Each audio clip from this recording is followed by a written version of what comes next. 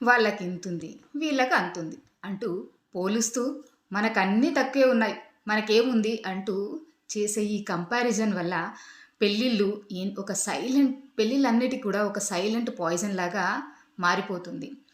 Relatives, friends, మ్యారేజెస్‌తో మీ పెళ్ళిని compare చేస్తూ ఉంటే మీ లైఫ్‌లో అన్నెసెసరీ స్ట్రెస్ అనేది క్రియేట్ అవుతూ ఉంటుంది. ఎవరు ఎక్కువ ఎర్న్ చేస్తున్నారు, ఎవరు బెటర్ లైఫ్ ఎంజాయ్ చేస్తున్నారు అనే ట్రాప్‌లో చాలామంది పడిపోతున్నారు. అయితే ఇక్కడ దీని గురించి సైకాలజీ ఏం చెప్తుందంటే, ఒక కాన్‌స్టాంట్ కంపారిజన్ అనేది పోల్చుకోవడం మూలాన అసంతృప్తికి బీజం అయిపోతూ ఉంటుంది. ఆల్వేస్ రిమెంబర్, డిస్సాటిస్ఫాక్షన్ అనేది దాంట్లో డిస్సాటిస్ఫాక్షన్ తోటి ఫైట్స్‌గా, ఇన్ఫీరియారిటీగా నువ్వు నాకు సరికాదు, నువ్వు నాకు సరిపోవు అనేటువంటి బ్లేమ్ ఒకరి మీద ఒకరు వేసుకుంటూ, నిందలు వేసుకుంటూ మీ యొక్క సంసారం అనేది బయటపడుతూ ఉంటుంది. సొసైటీ ఈ కంపారిజన్‌ని, మోటివేషన్‌ని జస్టిఫై చేస్తుంది. కానీ నిజానికి అది రిలేషన్‌కి అంటే బంధాన్ని కంప్లీట్‌గా డ్యామేజ్ చేస్తుందని గుర్తుంచుకోండి. మరి దీనికి సొల్యూషన్ ఏంటంటే, always remember one thing, marriage అంటే ఇట్స్ నాట్ ఎ కాంపిటీషన్. ఇంకొకరితోటి కాంపిటీషన్ పడేది కాదు. ఇట్స్ ఎ కంపానియన్‌షిప్ అంటే సాంగత్యం లేదా సహచర్యం.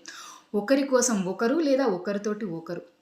మనీ కంటే కూడా మ్యూచువల్ సపోర్ట్ అనేది ఎక్కువ వాల్యూని ఇస్తుంది. ఒకవేళ మీ మధ్యల బంధం ఎక్కువగా ఉంటే ఒకరినొకరు అర్థం చేసుకొని మిగతా వాళ్ళకన్నా మరింతగా ఎక్కువ సంపాదించడానికి అవకాశాలు కూడా ఉంటాయి.